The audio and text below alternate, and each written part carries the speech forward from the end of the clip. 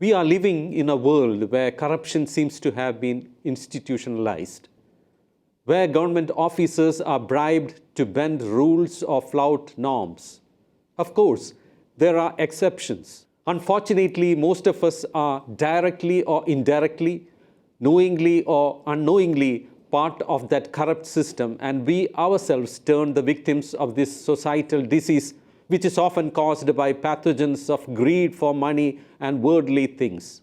The shocking boat tragedy on April 7th at Thooval Theeram, Ottumpuram, at Tanur, Malappuram, that claimed at least 22 lives, including children and women, some of them from the same family, is just an instance of this vice in society turning the destructor of innocent lives.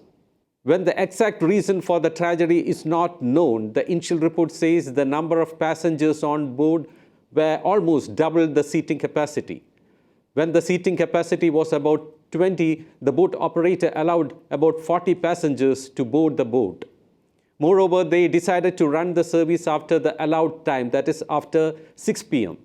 All these things mean the boat crew and its owner were greedy for money, unscrupulous and careless. Survivors and locals have blamed that the toll would not have been so high if the ill-fated double-decker recreational boat called Atlantic had sufficient number of life jackets or lifebuoys.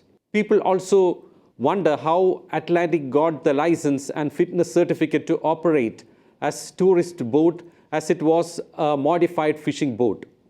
The two-decker boat service is operated usually with the permission of the Kerala Tourism Development Corporation or KTDC. However, reports say the ill-fated boat did not have a license. 4 other boats also operate in the region. The boat that capsized belongs to a local named Nasser from Tanur.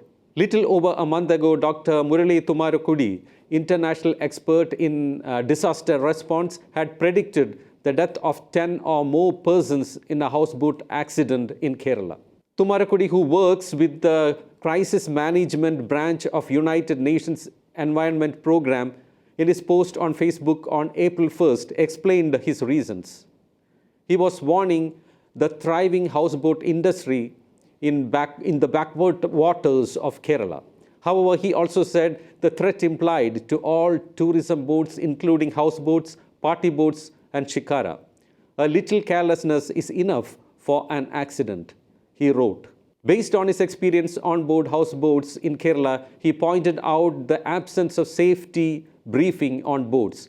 Let us recall some previous boat tragedies that happened in Kerala. On January 24, 1924, a boat carrying 151 passengers, including poet Kumaran Ashan, capsized at Pallana River, resulting in the death of 23 people. Kumarakam, a popular tourist destination, bore witness to a tragic accident on July 27, 2002, when a heavily loaded A53 boat of the Kerala Water Transport Department, which left from Muhamma in Malappuram, capsized in the Vembanad Lake, claiming 29 lives. On February 20th, 2007, one of the 3 boats carrying tourists visiting the Tattekada bird sanctuary met with an accident, resulting in the death of 18 people. The boat had 37 passengers, including school children, and was overloaded. Following the incident, a report submitted by Justice M.M. Parith Pillai suggested comprehensive legislation regarding inland transportation and made around 86 suggestions, including making swimming an extracurricular subject. 2 years later, on September 30th, 2009, a boat named Jalakanyaga sank in the Manikyavala area of Thekadi Lake in Idukki, resulting in the death of 45 people, including 7 children and 23 women. The cause of the accident was found to be the unscientific construction of the boat, overload, and the lack of life jackets. The investigating team found 22 lapses, but no government action was taken. As Thummarukudy says, once a tragedy strikes, inquiry will be set up and it will be revealed that the driver was not trained properly or adequate life-saving equipment was missing, etc.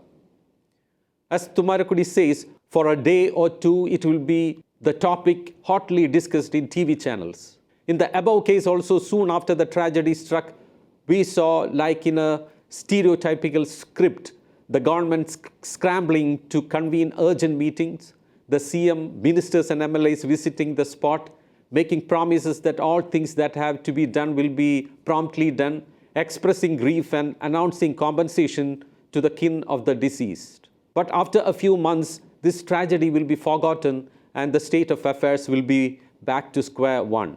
But here, Tourism Minister, his department and officials concerned owe a reply to the public if they ask where and how the government has failed at administrative level. However, it is certain that they will come up with some excuse or other or start a blame game. Having said all this, we make an earnest request to the people to be careful when you go on such boat trips. Ensure that the boat has adequate safety measures or else just avoid it, for ultimately your safety lies in your hands.